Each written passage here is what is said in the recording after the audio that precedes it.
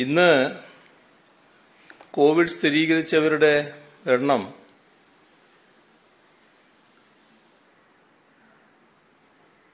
11,361. ആകെ 1,11,124 പരിശോധനയാണ് നടന്നത്. ഇന്നത്തെ മരണസംഖ്യ 90. ഇപ്പോൾ 1,07,682 പേരാണ് ചികിത്സയിലുള്ളത്. കഴിഞ്ഞ 3 ദിവസങ്ങളിലെ ശരാശരി ടെസ്റ്റ് പോസിറ്റിവിറ്റി നിരക്ക് 11.5%. ഏറ്റവും ഉയർന്ന നിരക്ക് മലപ്പുറം ജില്ലയിലാണ്, 13.8%. 8.8% കോട്ടയത്താണ് ഏറ്റവും കുറഞ്ഞ ടെസ്റ്റ് പോസിറ്റിവിറ്റി നിരക്ക്. കോട്ടയത്തിന് പുറമെ ആലപ്പുഴ, കണ്ണൂർ, കോഴിക്കോട് ജില്ലകളിൽ TPR 10%-ലും താഴെയാണ്. ബാക്കി 10 ജില്ലകളിലും 10 മുതൽ 13.8% വരെയാണ് നിരക്ക് കാണിക്കുന്നത്. കഴിഞ്ഞ ആഴ്ചയുമായി താരതമ്യം ചെയ്യുമ്പോൾ ടെസ്റ്റ് പോസിറ്റിവിറ്റിയുടെ ഉയർച്ചാ നിരക്കിൽ 15% കുറവ് വന്നിട്ടുണ്ട്. കേസുകളുടെ വളർച്ചാ നിരക്കിൽ 42% കുറവ് വന്നിട്ടുണ്ട്. ജൂൺ 11, 12, 13 ദിവസങ്ങളിലെ പുതിയ കേസുകളുടെ ശരാശരി എണ്ണത്തേക്കാൾ 4.2% കുറവ് കഴിഞ്ഞ 3 ദിവസങ്ങളിൽ ഉണ്ടായിട്ടുണ്ട്. ആക്റ്റീവ് കേസുകളുടെ എണ്ണത്തിൽ 14.43% കുറവാണുണ്ടായത്. 10.04% കുറവ് ടെസ്റ്റ് പോസിറ്റിവിറ്റി നിരക്കിലും ഉണ്ടായിട്ടുണ്ട്. 40 ദിവസത്തോളം നീണ്ട ലോക്ക്ഡൌണിനെ തുടർന്ന് രോഗവ്യാപനത്തിൽ വന്ന കുറവ് കണക്കിലെടുത്ത് ഇളവുകൾ വരുത്തി നമ്മുടെ സംസ്ഥാനം മുന്നോട്ട് പോവുകയാണ്. ടെസ്റ്റ് പോസിറ്റിവിറ്റി നിരക്കിൻ്റെ അടിസ്ഥാനത്തിൽ തദ്ദേശഭരണ സ്ഥാപനങ്ങളെ തരംതിരിച്ച് അതിനനുസൃതമായ നിയന്ത്രണങ്ങളാണ് നടപ്പാക്കുന്നത്. ഈ നിയന്ത്രണങ്ങളോട് പൂർണ്ണമായ സഹകരണം എല്ലാവരുടെയും ഭാഗത്തു നിന്നുണ്ടാകണം. ലോക്ക്ഡൗൺ ഘട്ടത്തിൽ പുലർത്തിയ ജാഗ്രത ഇനിയും തുടരണം. തീവ്രവ്യാപനശേഷിയുള്ള ഡെൽറ്റ വൈറസിനെയാണ് നമ്മളിപ്പോൾ അഭിമുഖീകരിക്കുന്നത്. അതുകൊണ്ട് തന്നെ കർശനമായ രീതിയിൽ മുൻകരുതലുകൾ സ്വീകരിക്കണം. ഇരട്ട മാസ്കുകൾ ധരിക്കാനും ചെറിയ കൂടിച്ചേരലുകൾ പോലും ഒഴിവാക്കാനും പൊതുസ്ഥലത്തെന്ന പോലെ വീടുകൾക്കകത്തും കരുതലുകൾ സ്വീകരിക്കാനും ശ്രദ്ധിക്കണം. മുൻപ് നിരവധി തവണ വിശദമാക്കിയതുപോലെ അടുത്ത് ഇടപെടലുകളും ആൾക്കൂട്ടങ്ങളും ഒഴിവാക്കണം. കടകളിലും തൊഴിൽ സ്ഥാപനങ്ങളിലും അതീവ ജാഗ്രത പുലർത്തണം. അടഞ്ഞ സ്ഥലങ്ങൾ വേണ്ട എന്ന് വെക്കണം. വായു സഞ്ചാരമുള്ളിടങ്ങളിലാകട്ടെ ഇടപെടലുകളൊക്കെ. മൂന്നാം തരംഗത്തിൻ്റെ സാധ്യത പലരും പ്രവചിച്ചിരിക്കുകയാണ്. അത് നാം കണക്കിലെടുക്കണം. മൂന്നാം തരംഗത്തിൻ്റെ സാധ്യതയെക്കുറിച്ച് കണക്കിലെടുക്കുമ്പോൾ ഈ ഡെൽറ്റ വൈറസിനേക്കാൾ വ്യാപനശേഷിയുള്ള ജനിതക വ്യതിയാനം സംഭവിച്ച കോവിഡ് വൈറസിൻ്റെ ആവിർഭാവം തള്ളിക്കളയാനാവില്ല. ഇപ്പോഴതില്ല. പക്ഷേ നാം അതീവ ജാഗ്രത പുലർത്തേണ്ട ഒരു കാര്യമാണിത്. നമ്മുടെ സമൂഹം നാം മാത്രമായി കഴിയുന്ന ഒരു സമൂഹമല്ല. ഇവിടത്തേക്ക് വന്നു ചേരുന്നവരുണ്ട്. ഇവിടുന്ന് പോയി ഇങ്ങോട്ട് എത്തിപ്പെടുന്നവരുണ്ട്. ഇത്തരം ആളുകൾ കാണുമ്പോൾ നല്ല ആരോഗ്യവാന്മാർ തന്നെയായിരിക്കും. ചിലപ്പോൾ ആവശ്യമായ രോഗപ്രതിരോധ ശേഷിയും അവർക്കുണ്ടാകാം. കാരണം വാക്സിനേഷനൊക്കെ എടുത്തിട്ടുണ്ട്. പക്ഷേ വാക്സിനേഷൻ എടുത്തവരിലും ഈ വൈറസ് കടക്കാം. അങ്ങനെ അതിവ്യാപന ശേഷിയുള്ള ആ വൈറസുമായി ഇവിടെ എത്തിപ്പെടുന്ന ആൾക്ക് അനേകം ആളുകൾക്ക് ആ വൈറസ് കൊടുക്കാൻ സാധിക്കും. ഈ സാധ്യത നാം ഗൗരവമായി കാണേണ്ടതായിട്ടുണ്ട്. അതുകൊണ്ടാണ് ഇതിൻ്റെ തുടർച്ചയായുള്ള നിയന്ത്രണങ്ങൾ പാലിക്കേണ്ടതിൻ്റെ പ്രത്യേകത പറയുന്നത്. ഡെൽറ്റ വൈറസ് തന്നെ അതിതീവ്ര വ്യാപനശേഷിയുള്ളതാണ്. അപ്പോൾ തീവ്ര വ്യാപനശേഷിയുള്ള ഡെൽറ്റ വൈറസാണ് ഇപ്പം നമ്മൾ അഭിമുഖീകരിച്ചുകൊണ്ടിരിക്കുന്നത്. അത് പൂർണ്ണമായി മാറിയിട്ടില്ല. ഇപ്പോൾ വരുന്ന ഒരു പ്രശ്നം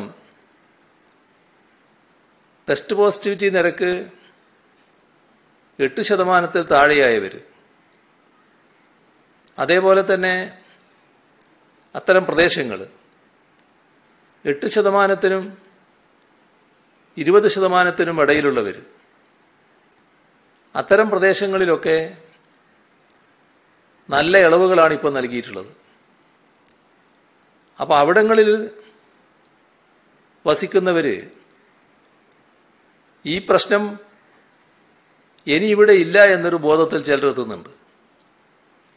അത് അങ്ങേയറ്റം അപകടകരമായ ഒന്നാണ്. അലംഭാവം കൂടുതൽ വ്യാപനത്തിലേക്ക് എത്തിച്ചേക്കാം. 8%-ൽ താഴെയുള്ളവരെ 8%-ന് മുകളിലേക്ക് എത്തിച്ചേക്കാം. 20%-ൽ താഴെയുള്ളവരെ 20%-ന് മുകളിലേക്ക് എത്തിച്ചേക്കാം. അപ്പോൾ ഈ പറയുന്ന വ്യാപനത്തോത് കുറഞ്ഞിരിക്കുന്നു എന്നത് നാം കാണിച്ച ജാഗ്രതയുടെ ഫലമായിട്ടാണ്. ആ ജാഗ്രത നഷ്ടപ്പെട്ടു പോയാൽ, അല്ലെങ്കിൽ നമ്മൾ ഉപേക്ഷിക്കുന്ന സ്ഥിതി ഉണ്ടായാൽ കൂടുതൽ വ്യാപനത്തിലേക്ക് നീങ്ങിയേക്കാം. അതുണ്ടാക്കുന്ന ബുദ്ധിമുട്ടും പ്രയാസവും ചെറുതായിരിക്കില്ല. അതുകൊണ്ടാണ് ഇവിടങ്ങളിൽ ആവശ്യമായ കരുതലും കോവിഡ് പ്രോട്ടോക്കോൾ പാലിക്കലും ഉണ്ടാകണം.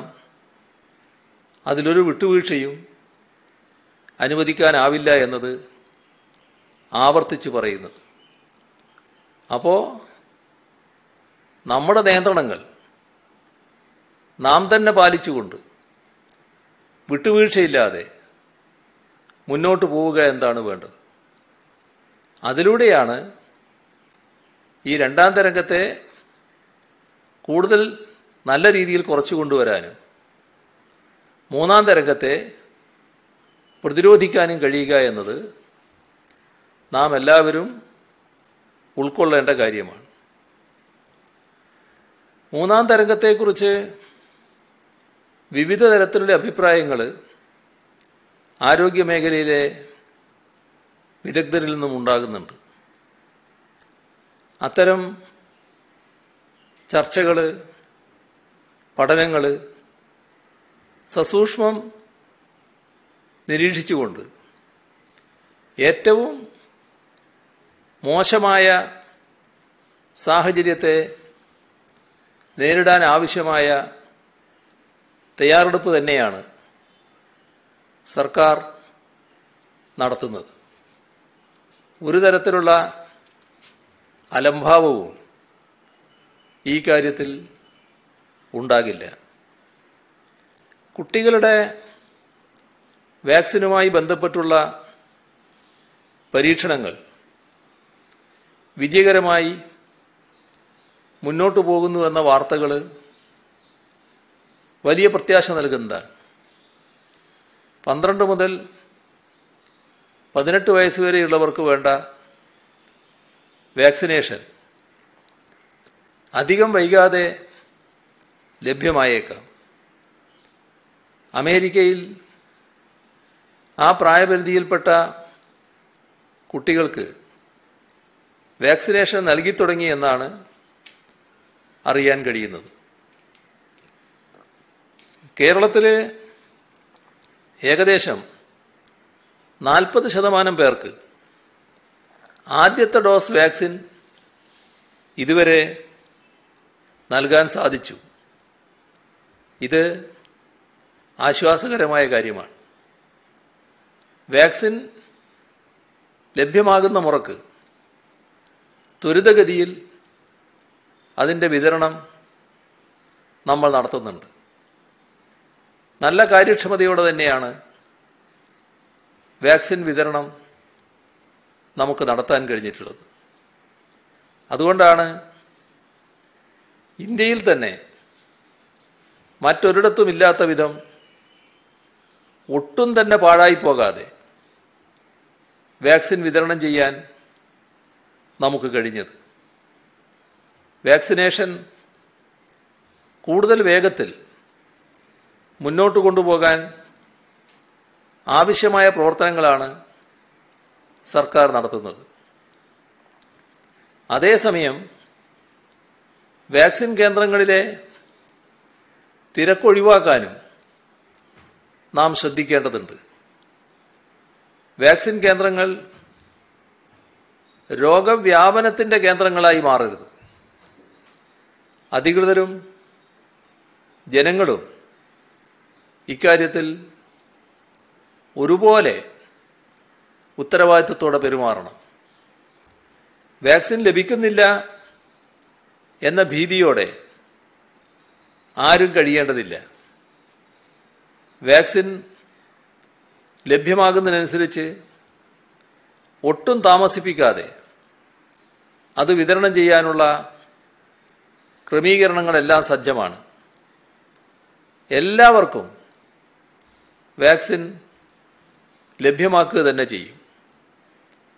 പക്ഷേ വാക്സിൻ ലഭിക്കുന്നില്ല എന്നൊരു ആശങ്കയോടെ വാക്സിനേഷൻ കേന്ദ്രങ്ങളിൽ വന്ന് ആൾക്കൂട്ടം സൃഷ്ടിച്ചാൽ ചിലപ്പോൾ അതിൻ്റെ ഭാഗമായി രോഗബാധയുണ്ടാകാനും ജീവൻ അപകടത്തിലാവുകയും ചെയ്യും എന്നത് നാം ഓർക്കേണ്ട കാര്യമാണ്. ഇവിടെ നാം കാണുന്നത് വലിയൊരു ശതമാനം ആളുകൾക്ക് വാക്സിൻ ലഭ്യമാക്കുക, അതിലൂടെ സാമൂഹിക പ്രതിരോധം ആർജിക്കാൻ സാധിക്കുക. ഇതാണ് നാം ലക്ഷ്യമിടുന്നത്.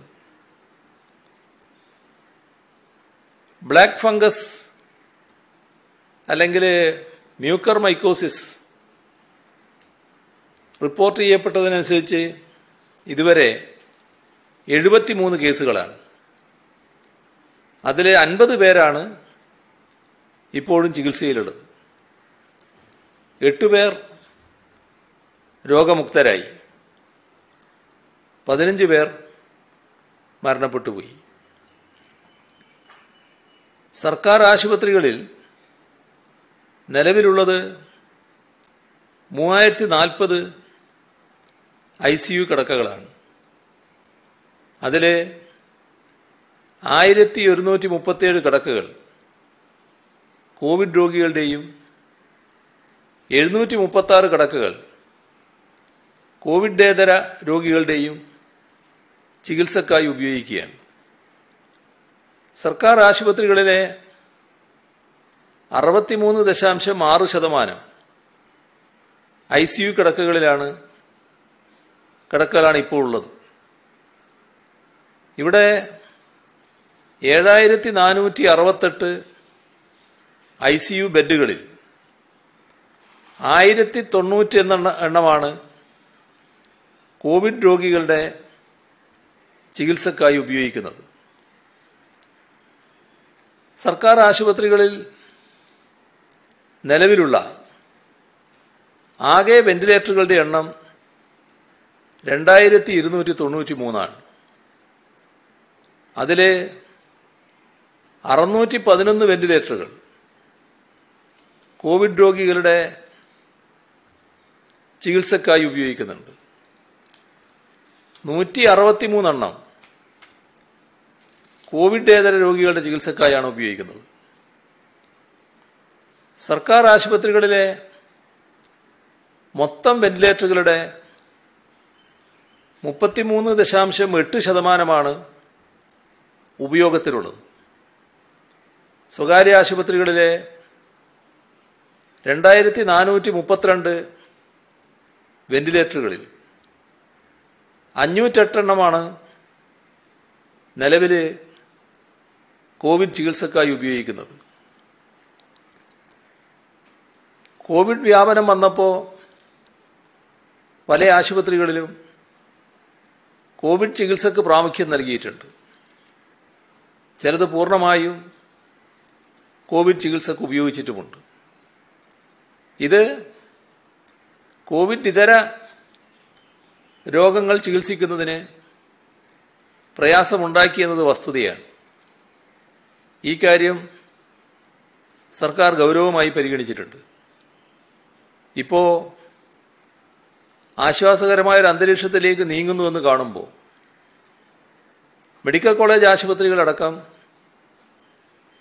കോവിഡ് ഇതര രോഗങ്ങൾക്ക് ഫലപ്രദമായ ചികിത്സാ സൗകര്യം നേരത്തെ ഉള്ളതുപോലെ തന്നെ ഉറപ്പാക്കാനുള്ള നടപടികളിലേക്ക് നീങ്ങാനാണ് ഉദ്ദേശിക്കുന്നത്.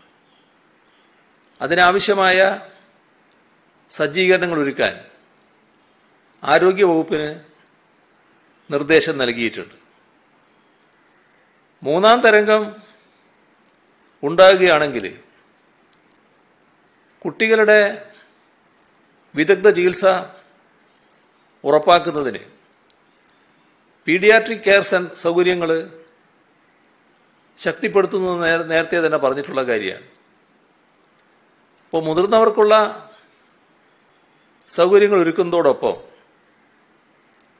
കുട്ടികളിലെ ചികിത്സക്കുള്ള സൗകര്യങ്ങളും വിപുലീകരിക്കാനാണ് ഉദ്ദേശിക്കുന്നത്.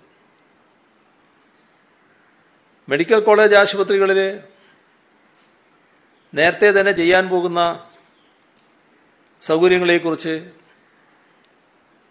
പറഞ്ഞിരുന്നു. അധികമായി കിടക്കകളുള്ള പീഡിയാട്രിക് ICU സ്ഥാപിക്കാനാണ് ഉദ്ദേശിക്കുന്നത്. ഇപ്പോൾ നിലവിലുള്ള പീഡിയാട്രിക് ICU ചിലയിടങ്ങളിൽ അവയുടെ എണ്ണം വർദ്ധിപ്പിക്കാനും ഉദ്ദേശിക്കുന്നുണ്ട്. ജനറൽ ആശുപത്രി, ജില്ലാ ആശുപത്രി, താലൂക്ക് ആശുപത്രി തുടങ്ങിയവയിൽ HDU ഹൈ ഡിപ്പെൻഡൻസി യൂണിറ്റ് സ്ഥാപിക്കും. അതല്ലെങ്കിൽ നിലവിലുള്ള പീഡിയാട്രിക് ICU HDUവിലെ കിടക്കകളുടെ എണ്ണം വർദ്ധിപ്പിക്കാനാണ് നിർദ്ദേശിച്ചിട്ടുള്ളത്. ഇതിലേക്ക് ആവശ്യമായ സജ്ജീകരണങ്ങൾ ആരോഗ്യവകുപ്പ് ഒരുക്കുകയാണ്. ഇതിൽ പ്രൈമറി ഹെൽത്ത് സെൻ്റർ വരെ, കമ്മ്യൂണിറ്റി ഹെൽത്ത് സെൻ്റർ വരെ ഇക്കാര്യത്തിൽ സജ്ജമാക്കി നിർത്താനാണ് ഉദ്ദേശിക്കുന്നത്. അപ്പോൾ ആവശ്യമായത്ര ഐസൊലേഷൻ വാർഡുകൾ, ഇതിൻ്റെ ഭാഗമായുള്ള ചികിത്സാ സൗകര്യങ്ങൾ, ഓക്സിജൻ ബെഡുകൾ, ICU വാർഡുകൾ എല്ലാം ഇതിൻ്റെ ഭാഗമായി സജ്ജമാക്കാനുള്ള തയ്യാറെടുപ്പുകളാണ് നടന്നു വരുന്നത്. അപ്പോൾ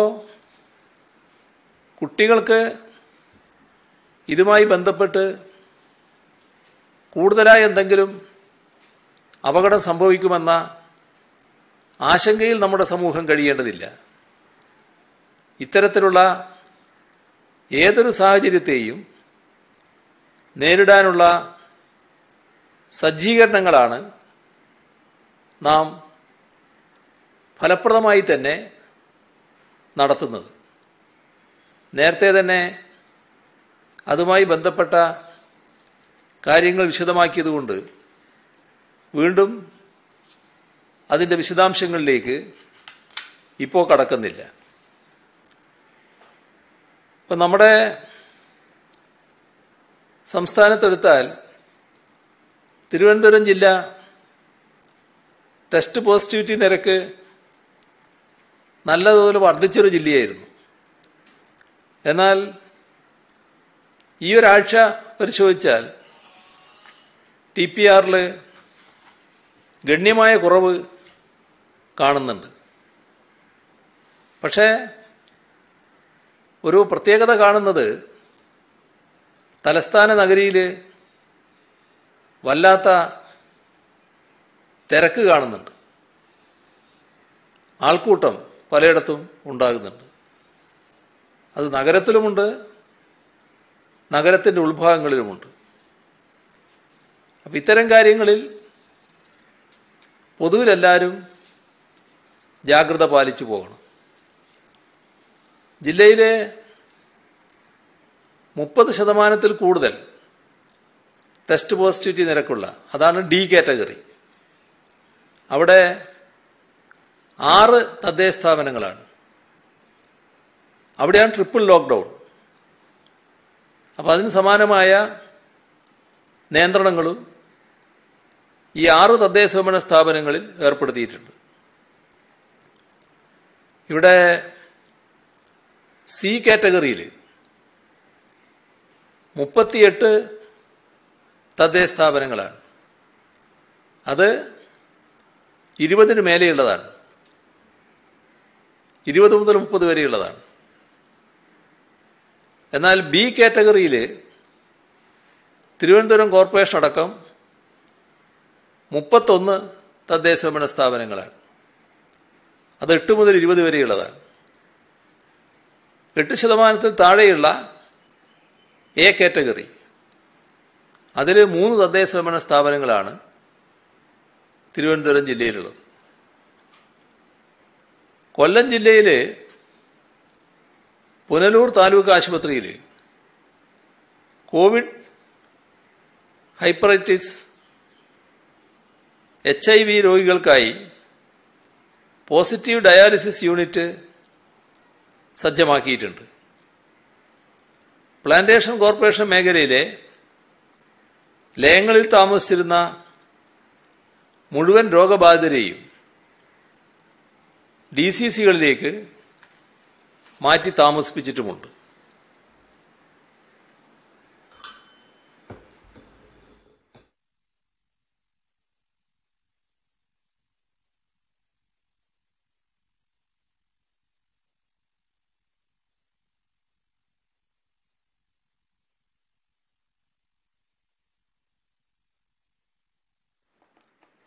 ആലപ്പുഴ ജില്ലയിൽ കോവിഡ് ബാധിച്ച ക്ഷീരകർഷകരുടെ വളർത്തുമൃഗങ്ങളെ സംരക്ഷിക്കാൻ കർഷകർക്ക് സഹായം നൽകുന്നതിനായി ജില്ലാ പഞ്ചായത്ത് ദയ എന്നൊരു പദ്ധതിക്ക് തുടക്കമിട്ടിട്ടുണ്ട്.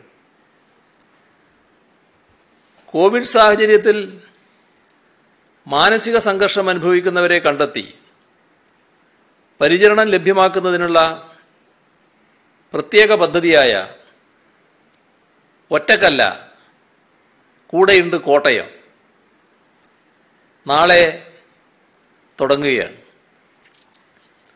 കോവിഡ് മരണങ്ങൾ, രോഗബാധ, ആശുപത്രിവാസം, സമ്പർക്കവിലക്ക്, ലോക്ക്ഡൗൺ തുടങ്ങിയവ നിരവധി ആളുകൾക്ക് മാനസിക സംഘർഷങ്ങൾക്ക് കാരണമാകാൻ ഇടയുള്ള സാഹചര്യത്തിലാണ് ജില്ലാ ദുരന്ത നിവാരണ അതോറിറ്റി ഇത്തരമൊരു പദ്ധതി നടപ്പാക്കുന്നത്. വാർഡ് തല സമിതികൾ, പ്രൊഫഷണൽ കൗൺസിലർമാർ, 500ഓളം സോഷ്യൽ വർക്ക് ബിരുദാനന്തര ബിരുദ വിദ്യാർത്ഥികൾ, ഇവരുടെ എല്ലാം സേവനം ഇതിനായി പ്രയോജനപ്പെടുത്തും. ലോക്ക്ഡൗൺ നിയന്ത്രണങ്ങളിൽ ഇളവ് വരുത്തുന്നതിനർത്ഥം ഇവിടെ കോവിഡ് നിലവിലില്ല എന്നല്ല. നിയന്ത്രണങ്ങളിൽ അയവ് വന്നതോടെ ചില സ്ഥലങ്ങളിൽ ജാഗ്രതക്കുറവുണ്ടാകുന്നതായി ശ്രദ്ധയിൽപ്പെട്ടിട്ടുണ്ട്. പോലീസിന് നിർദ്ദേശം മറികടക്കുക, വാക്തർക്കങ്ങളിൽ ഏർപ്പെടുക, അപൂർവം ചില സ്ഥലങ്ങളിൽ അതിനപ്പുറവും കടക്കുക. ഇത്തരം സംഭവങ്ങളിൽ നിയമലംഘകർക്കെതിരെ കർശന നടപടിയെടുക്കാൻ നിർദ്ദേശം നൽകിയിട്ടുണ്ട്. ഇത് കാറ്റഗറി എയിലായാലും ബിയിലായാലും എല്ലാ സ്ഥലങ്ങളിലും ബാധകമാണ് എന്നത് ഓർക്കേണ്ടതുണ്ട്. പല സ്ഥലങ്ങളിലും ക്വാറന്റൈനിൽ കഴിയുന്നവർ ക്വാറന്റൈനിലിരിക്കാതെ പുറത്തിറങ്ങുന്ന നിലയുണ്ട്. ഇങ്ങനെ പുറത്തിറങ്ങുന്നവരെ കണ്ടെത്തി കൗൺസിലിംഗ് നൽകി വീടുകളിലേക്ക് മടക്കി അയക്കുന്ന രീതിയാണ് ഇതേവരെ പോലീസ് സ്വീകരിച്ചു വന്നത്. ചില സ്ഥലങ്ങളിൽ നിയമാനുസൃതമുള്ള പിഴയും ഈടാക്കിയിട്ടുണ്ട്. അപ്പോൾ ക്വാറന്റൈൻ ലംഘിക്കുന്നത്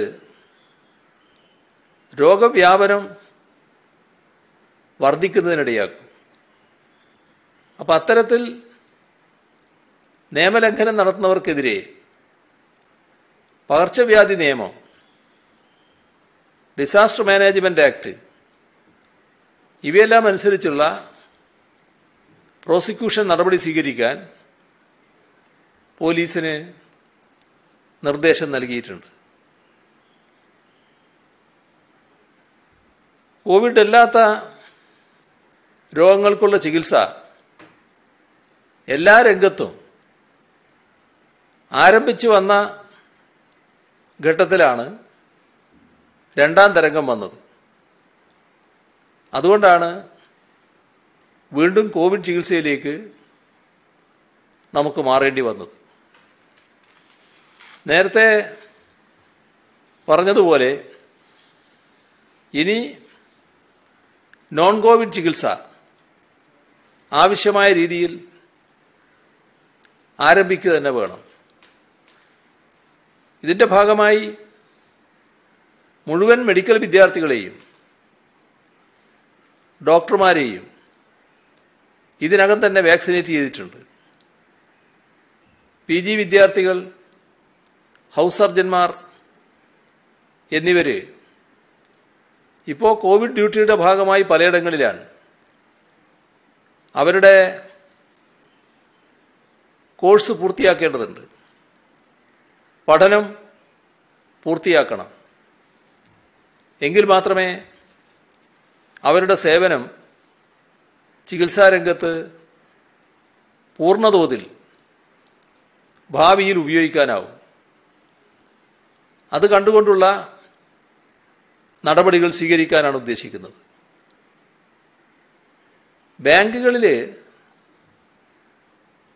വലിയ തോതിലുള്ള തിരക്ക് അനുഭവപ്പെടുന്നുണ്ട്. യഥാർത്ഥത്തിൽ ബാങ്ക് ഇടപാടുകൾ ഒട്ടുമിക്കതും വീട്ടിലിരുന്ന് ഓൺലൈനായി നടത്താൻ കഴിയുന്നതാണ്. അത് പ്രോത്സാഹിപ്പിക്കണം. അതിലൂടെ ജനക്കൂട്ടം വലിയ തോതിൽ ബാങ്കുകളിലേക്ക് എത്തുന്നത് ഒഴിവാക്കാനാകും. ബാങ്കിൽ തന്നെ ബന്ധപ്പെടുന്നതിനുള്ള നമ്പർ പാസ്ബുക്കിലും ചെക്ക് ബുക്കിലുമൊക്കെ ഇപ്പോൾ ബാങ്ക് നൽകുന്നുണ്ട്. ആ നമ്പറിൽ വിളിച്ചാൽ എന്താണ് ചെയ്യേണ്ടത് എന്ന് ഇത്തരം കാര്യങ്ങളെക്കുറിച്ച് അറിയാത്തവർക്ക് ബാങ്കിൽ തന്നെ വിവരം ലഭിക്കും. ആ സഹായം സ്വീകരിക്കാൻ തയ്യാറാവുക. സഹായം വേണ്ടവർക്ക് മതിയായ രീതിയിൽ സഹായം നൽകാൻ ബാങ്കുകളും തയ്യാറാവുക. വിദേശത്ത് യാത്ര ചെയ്യേണ്ടി വരുന്നവരുടെ ഇവിടുത്തെ കോവിഡ് വാക്സിനേഷൻ നടത്തിയ സർട്ടിഫിക്കറ്റ്, അതിൽ ചില കുറവുകൾ ഇപ്പോൾ ചൂണ്ടിക്കാണിച്ചിട്ടുണ്ട്. അപ്പോൾ അടിയന്തരമായി അവ പരിഹരിക്കാനുള്ള നിർദ്ദേശം നൽകിയിട്ടുണ്ട്. വാക്സിൻ രജിസ്ട്രേഷൻ കാര്യത്തിൽ ഭിന്നശേഷിക്കാർ, മുതിർന്ന പൗരന്മാർ, കാഴ്ച പരിമിതിയുള്ളവർ, നിരക്ഷരർ, ഇവർക്കൊക്കെ മറ്റുള്ളവരുടെ സഹായം വേണ്ടി വരും. അപ്പോൾ വളണ്ടിയർമാർ താമസസ്ഥലത്തെത്തി അവരെ സഹായിക്കുക എന്താണ് ഉദ്ദേശിക്കുന്നത്. കേരളത്തിൽ പൊതുവെ ഉയർന്നു വരുന്നൊരാക്ഷേപമാണ് വിദ്യാഭ്യാസ മേഖലയിൽ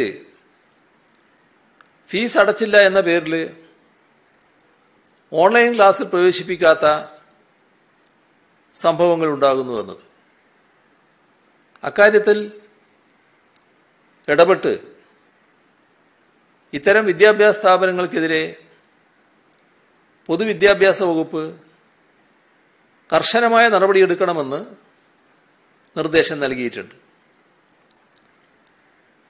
PSC പരീക്ഷകൾ ഈ സാഹചര്യത്തിൽ മുടക്കമില്ലാതെ നടത്തുന്നതിനുള്ള ക്രമീകരണങ്ങൾ ഏർപ്പെടുത്തുന്നതാണ്. കഴിഞ്ഞ 24 മണിക്കൂറിനുള്ളിൽ സംസ്ഥാനത്ത് മാസ്ക് ധരിക്കാത്ത 7043 പേർക്കെതിരെ കേസ് രജിസ്റ്റർ ചെയ്തു. സാമൂഹ്യ അകലം പാലിക്കാത്തതിന് 4248 പേർക്കെതിരെ നിയമ നടപടി സ്വീകരിച്ചു. പിഴയായി 26,64,100 രൂപയാണ് കഴിഞ്ഞ ദിവസം ഈടാക്കിയത്. കോവിഡ് ബാധിച്ച് മരണപ്പെടുന്ന തൊഴിലാളികളുടെ ആശ്രിതർക്ക് ആനുകൂല്യമായി ESI കോർപ്പറേഷൻ ആശ്വാസ പദ്ധതി പ്രഖ്യാപിച്ചിട്ടുണ്ട്. അതനുസരിച്ച് 1948 ESI നിയമപ്രകാരം രജിസ്റ്റർ ചെയ്തിട്ടുള്ള തൊഴിലാളികളുടെ ആശ്രിത കുടുംബങ്ങൾക്കാണ് ആനുകൂല്യം ലഭിക്കുക. തൊഴിലാളിയുടെ വേതനത്തിൻ്റെ 90% വരെയുള്ള തുക ആശ്രിത കുടുംബങ്ങൾക്ക് നിശ്ചിത അനുപാതത്തിൽ വിഭജിച്ച് എല്ലാ മാസവും അവരുടെ ബാങ്ക് അക്കൗണ്ടിലേക്ക് നേരിട്ട് വിതരണം ചെയ്യുന്നതാണ് പദ്ധതി. ഇത് പ്രകാരം കുറഞ്ഞ ആനുകൂല്യം പ്രതിമാസം 1800 രൂപയായിരിക്കും. മരണപ്പെട്ട തൊഴിലാളിയുടെ ഭാര്യക്കോ ഭർത്താവിനോ വർഷത്തിൽ 120 രൂപ അടച്ചാൽ ESI ചികിത്സാ ആനുകൂല്യം ലഭിക്കും. 24/3/2020 മുതൽ മുൻകാല പ്രാബല്യത്തോടെ 2 വർഷത്തേക്കാണ് പദ്ധതി നടപ്പാക്കുക. പൊതുവെയുള്ള സഹായകാര്യങ്ങളാണ്. മാതൃഭൂമി മാനേജിംഗ് ഡയറക്ടറായിരുന്ന എം വി വീരേന്ദ്രകുമാറിൻ്റെ സ്മരണക്കായി കൽപ്പറ്റ ജനറൽ ആശുപത്രിയിൽ ഓക്സിജൻ ബെഡുകൾ സജ്ജീകരിക്കും. 62 കിടക്കകൾക്കുള്ള ഓക്സിജൻ പോർട്ടുകളാണ് മാതൃഭൂമി നൽകുന്നത്. കോവിഡ് മഹാമാരിയുടെ കാലത്ത് വയനാട്ടിലെ ആധുനിക ചികിത്സാ സംവിധാനങ്ങളുടെ അപര്യാപ്തത കണക്കിലെടുത്താണ് ഓക്സിജൻ പോർട്ടുകൾ നൽകുന്നത്. പോർട്ടുകൾ സ്ഥാപിച്ച് ഓക്സിജൻ കിടക്കകൾ സജ്ജീകരിക്കുന്ന പ്രവൃത്തി ആശുപത്രിയിൽ തുടങ്ങിയിട്ടുണ്ട്. കേരള NGO യൂണിയൻ ഡിജിറ്റൽ പഠന സൗകര്യമില്ലാത്ത വിദ്യാർത്ഥികൾക്ക് 2,50,00,000 രൂപ ചെലവിട്ട് ഉപകരണങ്ങൾ വാങ്ങി നൽകാൻ തീരുമാനിച്ചതായി അറിയിച്ചിട്ടുണ്ട്. കേരള PSC എംപ്ലോയീസ് യൂണിയൻ അംഗങ്ങൾ ആദ്യ ഗഡുവായി ദുരിതാശ്വാസ നിധിയിലേക്ക് 61,17,918 രൂപ നൽകിയിട്ടുണ്ട്. തപാൽ മേഖലയിലെ ജീവനക്കാരുടെ സംഘടനയായ national federation of postal employees സംസ്ഥാന കമ്മിറ്റി 30,11,276 രൂപ. സർവീസിൽ നിന്ന് വിരമിച്ച സർക്കാർ കോളേജ് അധ്യാപകരുടെ കൂട്ടായ്മയായ Kerala government college retired teachers welfare association 28,85,000 രൂപ. Kerala motor vehicle department gazetted officers association 12,05,500 രൂപ.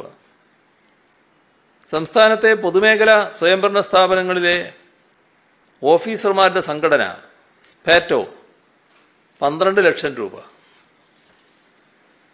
കോഴിക്കോട് ജില്ലയിലെ DYFI തിരുവമ്പാടി ബ്ലോക്ക് കമ്മിറ്റി വിവിധ പ്രവർത്തനങ്ങളിലൂടെ ശേഖരിച്ച 8,11,952 രൂപ. നേമം ബ്ലോക്ക് പഞ്ചായത്ത് 8 ലക്ഷം രൂപ. ബാലരാമപുരം സർവീസ് സഹകരണ ബാങ്ക് 7,94,483 രൂപ. Association of Kerala water authority officers അംഗങ്ങൾ 6,48,500. ഇൻഫർമേഷൻ കേരളയിലെ ജീവനക്കാരുടെ union employees federation at information technology 5,93,173. Thiruvananthapuram Malayinkeezh ഗ്രാമപഞ്ചായത്ത് 5 ലക്ഷം. പാപ്പനശ്ശേരിയിലെ Kerala clays and ceramics products limited ജീവനക്കാരുടെ വിഹിതം ഉൾപ്പെടെ 5 ലക്ഷം. നാടക പ്രവർത്തകരുടെ സംഘടന നാടക് 3,58,102 രൂപ. All Kerala +2 lab assistant association 3 ലക്ഷം. വനിതാ ശിശു വികസന വകുപ്പിന്റെ കീഴിലുള്ള ICPSലെ എംപ്ലോയീസ് യൂണിയൻ 2 ലക്ഷം. വെഞ്ഞാറമ്മൂട് പുല്ലുംപാറ സർവീസ് സഹകരണ ബാങ്ക് 2 ലക്ഷം. ചേർത്തല താലൂക്കിലെ ചെറുകിട കയർ ഉൽപ്പന്ന നിർമ്മാതാക്കളുടെ സഹകരണ സംഘം 2 ലക്ഷം. Association of Indian communist Portsmouth branch England 2 ലക്ഷം രൂപ. കുടുംബശ്രീ CDS ചിതറ 1,75,000. ശ്രീകണ്ഠപുരം റേഞ്ച് ചെത്തുതൊഴിലാളി യൂണിയൻ CITU 1,54,300. വണ്ടാഴി ഗ്രാമപഞ്ചായത്ത് ജീവനക്കാർ 6 ദിവസത്തെ ശമ്പളത്തിൽ നിന്ന് 1,14,630. കേരള ഗ്രാമപഞ്ചായത്ത് librarians association സമാഹരിച്ച 1,18,000. Bar association Vadakara 1 ലക്ഷം. ഇത്രയും വിവരങ്ങളാണ് ഇന്ന് പങ്കുവെക്കാനുള്ളത്.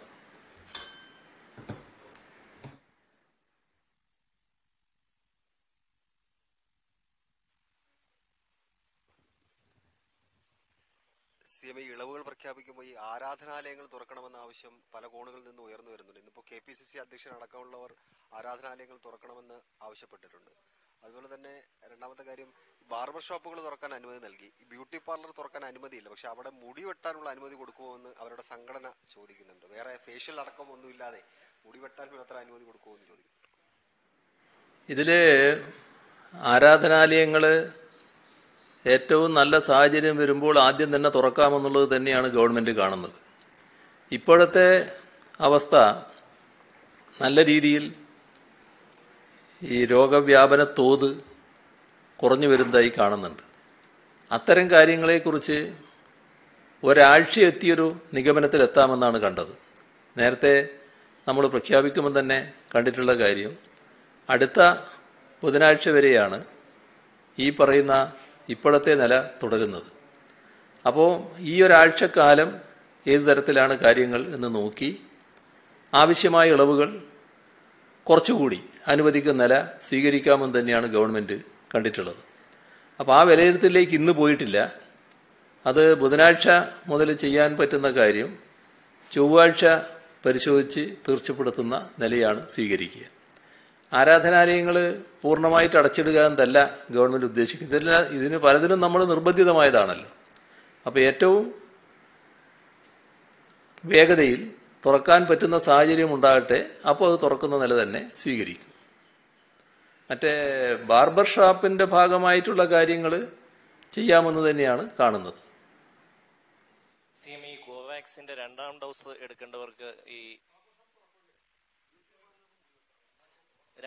എടുക്കേണ്ടവർക്ക് ഇപ്പൊ ഈ നമ്മുടെ ഈ ഇതില് സൈറ്റിൽ കയറിയിട്ട് കിട്ടുന്നില്ല പലർക്കും. വാക്സിന്റെ ക്ഷാമം കൊണ്ടാണോ അതോ എന്തെങ്കിലും? വാക്സിന്റെ ആവശ്യമായത്ര കോവാക്സിൻ ലഭ്യമാകുന്നതിന് ഹെൽത്ത് ഡിപ്പാർട്ട്മെന്റ് ആവശ്യമായ നടപടിയെടുക്കുന്നുണ്ട്. അതിന്റെ ഭാഗമായി 2ാം ഡോസ് കൊടുക്കേണ്ടവർക്ക് കൊടുക്കാനുള്ള കാര്യങ്ങൾ ഉറപ്പാക്കും. അതിനുള്ള നടപടികൾ തുറന്നു വരുന്നുണ്ട്. ഈ അൺലോക്ക് തുടങ്ങിയിരിക്കുന്ന ഒരു സാഹചര്യത്തിൽ ഇൻഡോർ ഷൂട്ടിങ്ങുകളൊക്കെ അനുവദിക്കുമോ എന്നൊരു ചോദ്യമുണ്ട്. അതായത് പ്രധാനമായും സീരിയലുകളും മറ്റ് ഇൻഡോർ ഷൂട്ടുകളും ഒപ്പം ഹോട്ടലുകളിലും റിലാക്സേഷൻ കൊടുക്കുമോ? ഈ 2 ചോദ്യം. അതൊക്കെ ക്രമത്തിൽ ചെയ്യേണ്ട കാര്യങ്ങളാണ്. ഞാൻ പറഞ്ഞല്ലോ, ഒരാഴ്ച പിന്നിടുമ്പോൾ പരിശോധിച്ച് എന്തൊക്കെ ചെയ്യാൻ പറ്റുമെന്നത് നമുക്ക് തീരുമാനിക്കാവുന്നതാണ്. ഇപ്പോഴത്തെ അവസ്ഥയിൽ കഴിഞ്ഞ തവണ നമ്മൾ ഇളവ് അനുവദിക്കുമ്പോൾ ഷൂട്ടിങ്ങിന് ഈ പറഞ്ഞ കുറച്ചാളുകൾ മാത്രം പോരാതെ വരുന്നൊരവസ്ഥയുണ്ടാവും. അതുകൊണ്ടാണ് അതിൻ്റെ കാര്യങ്ങൾ ആലോചിക്കാതിരുന്നത്. എന്നാൽ കുറവ് വരുന്നുണ്ടെങ്കിൽ ഈ കാര്യങ്ങളും ഗൗരവമായി തന്നെ ആലോചിച്ച് തീരുമാനിക്കുന്ന നില ഉണ്ടാകും. ഹോട്ടലുകളുടെ കാര്യത്തിലും അതേ കാര്യം തന്നെയാണ് പറയാനുള്ളത്. CM മറ്റൊരു കാര്യമാണ്, എറണാകുളം ജില്ലയിലെ പോത്താനിക്കാട് ഒരു 16 വയസ്സുള്ള പെൺകുട്ടിയെ പീഡിപ്പിച്ച കേസിലെ പ്രതികളായി മാത്യു കുഴൽനാടൻ MLAയും യൂത്ത് കോൺഗ്രസും സംരക്ഷിക്കുന്നതായിട്ട് ഒരു ആരോപണം ഉയർന്നിട്ടുണ്ട്. ഇന്നിപ്പോൾ DYFI സംസ്ഥാന പ്രസിഡന്റ് വാർത്താ സമ്മേളനം നടത്തി ആക്ഷേപം ഉന്നയിച്ചിട്ടുണ്ട്. ഇതിനെങ്ങനെയാണ് കാണുന്നത്? ഒരു ജനപ്രതിനിധിയാണ് പോക്സോ കേസിലെ പ്രതിയെ സംരക്ഷിക്കുന്നത്. അല്ല, ഇക്കാര്യത്തിൽ നമ്മുടെ നാട്ടിൽ നിയമവാഴ്ച നല്ല രീതിയിൽ നടക്കുന്നൊരു സംസ്ഥാനമാണ്. ആർക്കും ഇത്തരം പ്രതികളെ അന്യായമായി സംരക്ഷിക്കാനാവില്ല. അത് സംരക്ഷിക്കാൻ വിചാരിച്ചാലും നമ്മുടെ നാട്ടിലെ നിയമം നല്ല ശക്തമാണ്. അതിനാവശ്യമായ നടപടികൾ നിയമപാലകർ ഉറപ്പുവരുത്തുകയും ചെയ്യും. അതുകൊണ്ട് സംരക്ഷിക്കണമെന്ന് ആഗ്രഹിച്ച് എന്തെങ്കിലും തെറ്റായ കാര്യങ്ങൾ ചെയ്യുന്നുണ്ടെങ്കിൽ അതിനെ അടക്കം പ്രതിരോധിച്ചുകൊണ്ട് തന്നെ ആവശ്യമായ നടപടികൾ മുന്നോട്ട് പോകുമെന്നത് ഉറപ്പിക്കാവുന്നതാണ്. ഇത്തരം ഇരകളുടെ കാര്യത്തിൽ എപ്പോഴും അതിൻ്റേതായ പ്രാധാന്യത്തോടെ തന്നെ ഇടപെടുന്ന നിലപാടാണ് കേരള പോലീസ് സ്വീകരിച്ചിട്ടുള്ളത്. CM, ഈ KPCCയുടെ അധ്യക്ഷനായിട്ടുള്ള K. സുധാകരൻ അടുത്തിടെ ഒരു വാരികയിൽ എഴുതിയിട്ടുള്ളത് താങ്കളുടെ ശ്രദ്ധയിൽപ്പെട്ടിട്ടുണ്ടാവും. താങ്കളെ പണ്ട് കോളേജ് വിദ്യാർത്ഥിയായിരുന്നപ്പോൾ മർദ്ദിച്ചിട്ടുണ്ടെന്നും അത് ഇപ്പോഴും അതെന്തോ ഒരു വലിയ സംഭവം എന്ന നിലയിലാണ് ഒരു പാർട്ടിയുടെ അധ്യക്ഷൻ, പാർട്ടിയെ നയിക്കുന്നയാള് അത് ഇപ്പോഴും അതിനെക്കുറിച്ച് വിവരിക്കുന്നതും. CM എങ്ങനെ കാണുന്നു അതിനെ? അദ്ദേഹത്തിന് ഏതെങ്കിലും തരത്തിലുള്ള സ്വപ്നം കാണുന്നതിനെ ഞാൻ തടയേണ്ടയാളല്ലോ. അതൊരു സ്വപ്നാടനത്തിന്റെ ഭാഗം മാത്രമാണ് ആ പറയുന്ന കാര്യങ്ങൾ. അന്നത്തെ ഞാനും അക്കാലത്തെ കെ സുധാകരനും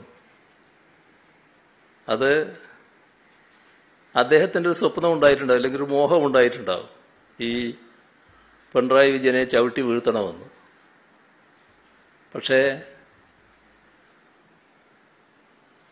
അത് യാഥാർത്ഥ്യത്തിൽ വന്നാലല്ലേ, യഥാർത്ഥത്തിൽ സംഭവിച്ചാലല്ലേ അത് സംഭവിച്ചതായിട്ട് പറയാൻ പറ്റുക. എന്നോട് അദ്ദേഹത്തിന് ചിലപ്പോൾ രണ്ട് ഭാഗത്തായി പ്രവർത്തിക്കുന്നത് കൊണ്ട് ഒരു വിരോധപരമായ സമീപനമൊക്കെ ഉണ്ടായിട്ടുണ്ടാവും. അന്ന് ഇന്നത്തെ സുധാകരനല്ലല്ലോ, വിദ്യാർത്ഥിയായിട്ടുള്ള സുധാകരനല്ലേ.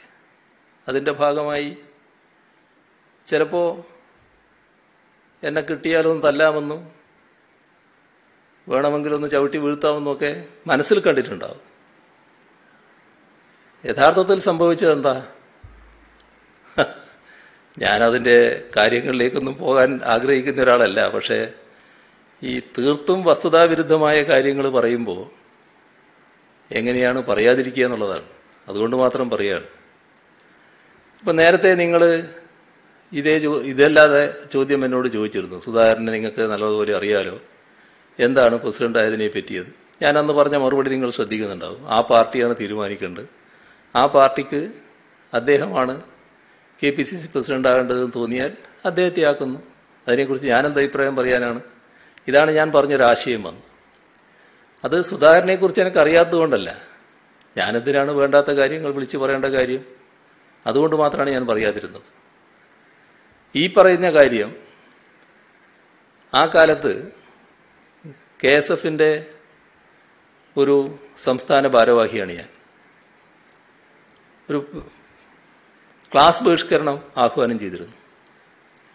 ക്ലാസ് ബഹിഷ്കരണം ആഹ്വാനം ചെയ്ത് അന്നൊരു പരീക്ഷയാണ്. ആ പരീക്ഷ എഴുതേണ്ട ആളാണ് ഞാൻ. നേരത്തെ ഇത്തരമൊരു പരീക്ഷാ ബഹിഷ്കരണം ആഹ്വാനം ചെയ്ത KSU നേതാവ്, അദ്ദേഹം കേരളത്തിലൊരു വളരെ പ്രധാനിയായിട്ടുള്ള ആളാണ്. ഞാൻ അദ്ദേഹത്തിൻ്റെ പേരൊന്നും ഇപ്പോൾ പറയുന്നില്ല. അദ്ദേഹം പരീക്ഷ എഴുതിയിരുന്നു. ആ പരീക്ഷ എഴുതിയെ വിമർശിച്ച ആളാണ് ഞാൻ. അതുകൊണ്ട് തന്നെ ഞാൻ ആ പരീക്ഷ എഴുതണ്ടെന്ന് വെച്ചു. പക്ഷെ എഴുതണ്ടെന്ന് വെച്ചാൽ എനിക്കെന്തെങ്കിലും അസുഖമായി പോയതുകൊണ്ട് പോയില്ല എന്നല്ലേ വരൂ. ഞാൻ കോളേജിൽ പോയി പരീക്ഷ എഴുതാതിരുന്നു. ഇതാണ് സംഭവിച്ചത്. ഞാൻ അവിടെ ഉണ്ട്, കോളേജ് ഉണ്ട്. ഇപ്പോൾ പരീക്ഷാ ബഹിഷ്കരണത്തിൻ്റെ ഭാഗമായുള്ള സമരം നടക്കുകയാണ്. ആ സമരം നടക്കുമ്പോൾ നമ്മുടെ KSF ആണെന്ന്, KSFന്റെ പ്രവർത്തകരും KSUക്കാരാണ് ഇതിനെ തടയാൻ വേണ്ടി വരുന്നത്. അങ്ങനെ ഒരു സെറ്റ് ഇതിൻ്റെ ഭാഗമായൊരു സംഘർഷത്തിലേക്ക് നീങ്ങുകയാണ്. ഞാൻ കോളേജ് വിട്ട സമയമാണത്, പരീക്ഷ എഴുതാൻ പോയതാണ്. അപ്പോൾ കോളേജ് വിട്ട ഒരാളെന്ന നിലക്ക് കോളേജിനകത്ത് ഞാൻ ചെല്ലുമ്പോഴുള്ള എൻ്റെ പരിമിതിയുണ്ട്. ആ പരിമിതി മനസ്സിൽ വെച്ചുകൊണ്ടാണ് ഞാൻ നിൽക്കുന്നത്. അപ്പോഴാണൊരു വല്ലാത്ത സംഘർഷാവസ്ഥയിലേക്ക് കാര്യങ്ങൾ നീങ്ങുന്നത്. സംഘർഷാവസ്ഥയിലേക്ക് കാര്യങ്ങൾ നീങ്ങിയപ്പോൾ ഈ സുധാകരൻ അപ്പോൾ ഉണ്ട്. സുധാകരനെ എനിക്കന്നറിയില്ല, സുധാകരൻ ആ കൂട്ടത്തിലുണ്ട്. അന്നത്തെ എല്ലാവരും ചെറുപ്പകാലമല്ലേ, വിദ്യാർത്ഥികളല്ലേ, ഇന്ന് കാണുന്ന രീതിയൊന്നും ആയിരിക്കില്ലല്ലോ. അപ്പം എനിക്ക് എൻ്റെ മനസ്സിലുള്ളത് എന്താ, ഈ സംഘർഷത്തിൽ ഞാൻ ഉൾപ്പെടാതിരിക്കണം. ബ്രണ്ണൻ കോളേജിൽ വിട്ട് പിന്നെയല്ല അദ്ദേഹത്തിൻ്റെ മനസ്സിലുള്ള കണക്കുകൂട്ടൽ. പിന്നെ അദ്ദേഹത്തിൻ്റെ വേറൊരു കണക്കുകൂട്ടൽ. അദ്ദേഹം പറയാണ്, ഇതൊക്കെ പറഞ്ഞാൽ കുറച്ച് സ്വയം പുകഴ്ത്തലായിട്ട് വന്നു. അതുകൊണ്ട് എല്ലാ കാര്യത്തിലേക്കൊന്നും ഞാനിപ്പോൾ കടക്കുന്നില്ല. ഏതോ ഒരു ഫ്രാൻസിസിൻ്റെ കാര്യം പറയുന്നുണ്ട്. ഫ്രാൻസിസ് എപ്പോഴും കത്തിയും കൊണ്ട് നടക്കുന്നയാളാണ്. ഞങ്ങളാരും ഇതൊന്നും കാണാത്തവരാണെന്നൊന്ന് ഞാൻ പറയുന്നില്ല കേട്ടോ. കത്തിയും കൊണ്ടൊക്കെ നടക്കുന്നവരെ ഞങ്ങൾ കണ്ടിട്ടില്ലേ, അതൊന്നും കാണാത്തവരെല്ലാവരും. അപ്പം ഞാനെന്തോ അവിടെ ആൽത്തറയിൽ വെച്ച് സംസാരിക്കുകയാണ് ഒരു പൊതുയോഗത്തിൽ. ഈ ഫ്രാൻസിസിനെ കുറിച്ച് പറഞ്ഞു. ഫ്രാൻസിസ് അപ്പോൾ ചാടി വീണ് ഈ സ്റ്റേജിലേക്ക് ചാടി കയറി. എന്നിട്ട് മൈക്കെടുത്ത് എൻ്റെ തലക്കടിച്ചു. അപ്പം ഞാൻ മാറിയത് കൊണ്ട് രക്ഷപ്പെട്ടു. ഇവരെല്ലാവരും കൂടി വന്ന് പിന്നെ എന്നെ അടിച്ച് വീഴ്ത്തി എന്നാണ് പറയുന്നത്. അതും അദ്ദേഹത്തിൻ്റെ ഒരു മോഹമായിരിക്കാം. ഈ ഫ്രാൻസിസ് ഞാൻ കോളേജ് വിടുന്നവരെ അവിടെയില്ല. എൻ്റെ ശരീരത്തിനടുത്തേക്ക് വരണമെന്ന് ആഗ്രഹിക്കുന്ന പല ആൾക്കാരും ഉണ്ടായിട്ടുണ്ടാവും ഇത് ആക്രമിക്കാൻ. പക്ഷേ ആരും ശരീരത്തിനടുത്തേക്ക് എത്തിയിട്ടില്ല കേട്ടോ. നേരത്തെ പോലീസുകാർ ചെയ്തത് മാത്രമേ ഉള്ളൂ. അത് മനസ്സിലായിക്കോളൂ. അത് സുധാകരൻ പറയുന്നുണ്ടല്ലോ അയാൾ കളരി പഠിച്ചു. ആ കളരി പഠിച്ചതുകൊണ്ടൊന്നുമല്ല. ഞാൻ എൻ്റെ പ്രസ്ഥാനത്തിൻ്റെ ഭാഗമായിട്ടാണല്ലോ എല്ലാ കാലത്തും നിന്നിട്ടുള്ളത്. ബ്രണ്ണൻ കോളേജിൽ KSUവിന് മൃഗീയ ആധിപത്യമുള്ള കാലത്താണ് ഞാൻ അവിടെ ചെല്ലുന്നത്. അന്നത്തെ ഒരു വലിയ നിര എന്തിനും പോരുന്നവർ ഉണ്ടായിരുന്നു. സുധാകരനേക്കാളും തടിമെടുക്കുള്ളവരടക്കം. പേരുകളെല്ലാം എൻ്റെ നാക്കിൻ തുമ്പിൽ ഇങ്ങനെ വരുന്നുണ്ട്. അവരുടെ എല്ലാം മുമ്പിൽ കൂടി തന്നെയാണ് ഞാൻ പ്രവർത്തിച്ചു വന്നത്. അതിൻ്റെയൊക്കെ കഥകളുണ്ട്. ആ കഥകൾ അന്നത്തെ എൻ്റെ ഭാഗമായി ജീവിച്ചിരിക്കുന്ന ഒരുപാട് ആളുകളില്ലേ, എല്ലാവർക്കും അറിയാവുന്നതല്ലേ ഇതൊക്കെ. എങ്ങനെയാണ് ഇത്രയും പൊങ്ങച്ചം പറയാൻ പറ്റുന്നത്? എന്താവശ്യത്തിനാണ് ഇത് പറയുന്നത്? പിന്നെ ഞാനൊന്നും പറഞ്ഞില്ല. പക്ഷേ സുധാകരനെ പറ്റി സുധാകരൻ്റെ അനുയായികളായിട്ടുള്ളവർ അല്ല, സഹപ്രവർത്തകരായിട്ടുള്ളവർ, ഇപ്പോഴാണല്ലോ KPCC പ്രസിഡന്റ്, അതിനു മുമ്പിൽ സഹപ്രവർത്തകരായിട്ടുള്ളവർ പറഞ്ഞെന്താ? അതിലാണ് P. രാമകൃഷ്ണനെ ഓർക്കേണ്ടത്. P. രാമകൃഷ്ണൻ കണ്ണൂരിലെ കോൺഗ്രസിന്റെ പ്രസിഡന്റായിരുന്നു. അദ്ദേഹം പറഞ്ഞത്, ഞാനതൊന്നും പറയാൻ ആളല്ല കേട്ടോ, ഞാനൊന്നും പറയേണ്ട ആളല്ല. പക്ഷേ വല്ലാതെ പറഞ്ഞുകൊണ്ടിരിക്കുമ്പോൾ ഇതൊക്കെ സമൂഹം അറിയേണ്ടതില്ലേ, അതുകൊണ്ട് മാത്രം പറയുകയാണ് ഞാൻ. ഈ പറയുന്നത് ശരിയാണെന്നൊരു അഭിപ്രായവും എനിക്കില്ല. പക്ഷേ വല്ലാതെ ശബ്ദിച്ചുകൊണ്ട് വരുമ്പോൾ ചിലത് അങ്ങോട്ടും പറയണ്ടേ. ഞാനായിട്ട് പറയുന്നില്ല, രാമകൃഷ്ണൻ പറഞ്ഞത് ഓർക്ക്. രാമകൃഷ്ണൻ പറഞ്ഞ ഒരു വാചകം, പണമുണ്ടാക്കാൻ വേണ്ടി മാത്രമാണ് സുധാകരൻ രാഷ്ട്രീയ പ്രവർത്തനം നടത്തുന്നത്. പലരെയും കൊന്നു പണമുണ്ടാക്കി. പിണറായി വിജയൻ പറഞ്ഞതല്ല, P. രാമകൃഷ്ണൻ എന്ന കോൺഗ്രസിൻ്റെ കണ്ണൂരിലെ പ്രധാനപ്പെട്ട നേതാക്കളിൽ ഒരാൾ. വിദേശ കറൻസി ഇടപാടുള്ള സുധാകരന് ബ്ലേഡ് കമ്പനികളുണ്ട്. മണൽ മാഫിയയുമായും നേരിട്ട് ബന്ധമുണ്ട്. രാഷ്ട്രീയ പ്രവർത്തനത്തിന് പറ്റിയ ആളല്ല സുധാകരൻ. നേതാക്കൾക്ക് അയാളെ പേടിയാണ്. കൊല്ലപ്പെട്ടവർക്കായി പിരിച്ച പണം സ്വന്തം പോക്കറ്റിലാക്കുന്നു. രാമകൃഷ്ണന്റെ വാചകങ്ങൾ എന്തായിരുന്നു എന്ന് സുധാകരൻ ഓർക്കുന്നത് നല്ലതാണ്. അലഞ്ഞു നടന്നു വന്ന റാസ്കലാണ് സുധാകരൻ, ഭീരുവുമാണ്. ജയിച്ചതിന് ശേഷം MP തിരിഞ്ഞു നോക്കാത്ത പ്രദേശങ്ങൾ കണ്ണൂരിലുണ്ട്. സുധാകരൻ വന്നതിന് ശേഷമുള്ള തെരഞ്ഞെടുപ്പുകളിലാണ് കാസർഗോഡ്, കണ്ണൂർ, വടകര മേഖലകളിൽ കൂടുതൽ തോൽവിയുണ്ടാകുന്നത്. ഞങ്ങളാരും പറഞ്ഞതല്ല, CPM-കാർ പറഞ്ഞതല്ല, അദ്ദേഹത്തിൻ്റെ കണ്ണൂരിലെ ഏറ്റവും അടുത്തറിയാവുന്ന നേതാവ് പറഞ്ഞ കാര്യങ്ങൾ. പിന്നെ സുധാകരനോടൊപ്പം ഉണ്ടായിരുന്നവരെ കുറിച്ച് പറഞ്ഞ കാര്യം ഞാനതൊന്നും ദീർഘിപ്പിച്ച് പറയുന്നില്ല. അതിൽ അദ്ദേഹം പുഷ്പരാജിൻ്റെ കാര്യം പറയുന്നുണ്ട്, പ്രശാന്ത് ബാബുവിൻ്റെ കാര്യം പറയുന്നുണ്ട്. അവരുടെ എന്തായിരുന്നു രീതികൾ എന്നത് പറയുന്നുണ്ട്. പ്രശാന്ത് ബാബു ആ കാലത്ത് പറഞ്ഞതിനെക്കുറിച്ച് രാമകൃഷ്ണൻ പറയുന്നുണ്ട്. പുഷ്പരാജും പ്രശാന്ത് രാജും എങ്ങനെ സുധാകരനെതിരായി വന്നു എന്നതിനെക്കുറിച്ച് പറയുന്നുണ്ട്. പുഷ്പരാജിനെ ആക്രമിച്ച് കാൽ തകർത്തതിനെ പറ്റി രാമകൃഷ്ണൻ പറയുന്നുണ്ട്. ഇതെല്ലാം പറഞ്ഞതിന് ശേഷം രാമകൃഷ്ണൻ പറയുന്നൊരു കാര്യം, DCC പ്രസിഡന്റായിരുന്ന ഘട്ടത്തിൽ തൻ്റെ ശവഘോഷയാത്രയും കോലം കത്തിക്കലും DCC ഓഫീസിൽ നിന്ന് പുറത്താക്കലും നടത്തിയ യൂത്ത് കോൺഗ്രസ്സുകാർ പാർട്ടിയെ നശിപ്പിക്കാനല്ലേ കൂട്ടുനിന്നത്? സുധാകരന്റെ ചെയ്തികൾ തുറന്നു പറഞ്ഞതിന് DCC ഓഫീസിൽ കയറാൻ സമ്മതിച്ചില്ല. ആരെ? DCC പ്രസിഡന്റായ രാമകൃഷ്ണനെ. ഗൂണ്ടകൾ തനിക്കെതിരെയും ബോംബ് ഭീഷണി മുടക്കി. നല്ല രീതിയിൽ പാർട്ടിയെ നയിക്കുന്ന ഘട്ടത്തിലാണ് തന്നെ വലിച്ച് താഴെയിറക്കി പാർട്ടിയെ അനാഥമാക്കിയത്. ഇപ്പോൾ രാമകൃഷ്ണൻ ജീവിച്ചിരിപ്പില്ലെങ്കിലും അദ്ദേഹത്തിൻ്റെ വാക്കുകൾ ഇപ്പോഴും പൊതുവേദിയിൽ ലഭ്യമാണ്. സുധാകരനോടൊപ്പം അതേ കളരിയിൽ പയറ്റിയ ഇപ്പോഴും ജീവിച്ചിരിക്കുന്ന മമ്പറം ദിവാകരൻ, നിങ്ങൾക്ക് പലർക്കും ഇതിനെക്കുറിച്ച് അറിയില്ല, അതുകൊണ്ടാണ് എനിക്ക് ചിരി വരുന്നത്. മമ്പറം ദിവാകരൻ ആരാണ് എന്നൊക്കെ സുധാകരനോടൊപ്പം അവിടെയുള്ള എല്ലാവർക്കും അറിയാം.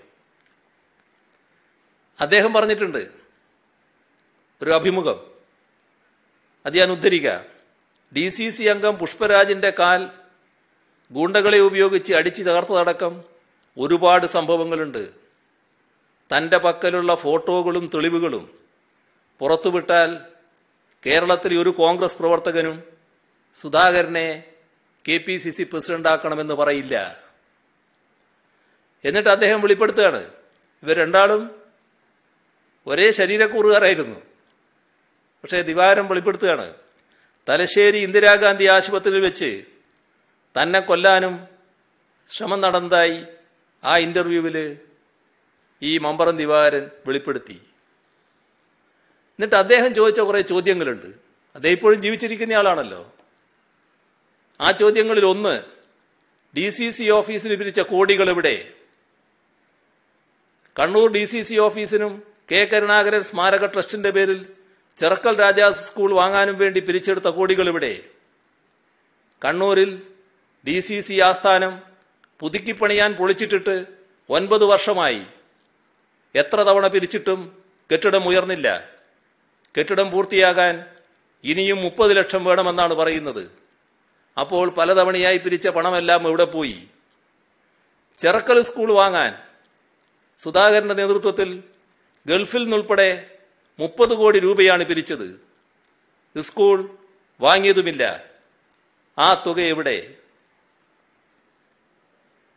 ഇനി സുധാകരൻ ബ്രണ്ണൻ കോളേജിൽ പഠിക്കുന്ന കാലം, ഞാനതിൽ കക്ഷിയല്ല, പക്ഷേ ഇന്ന് അദ്ദേഹത്തിൻ്റെ സമപ്രായക്കാരനും അന്ന് കോളേജിൽ പഠിച്ചിരുന്നതുമായ AK ബാലൻ, അദ്ദേഹം ഓർമ്മിച്ച് പറഞ്ഞ ചില കാര്യങ്ങളുണ്ട്, അതും മറന്നുപോണ്ട.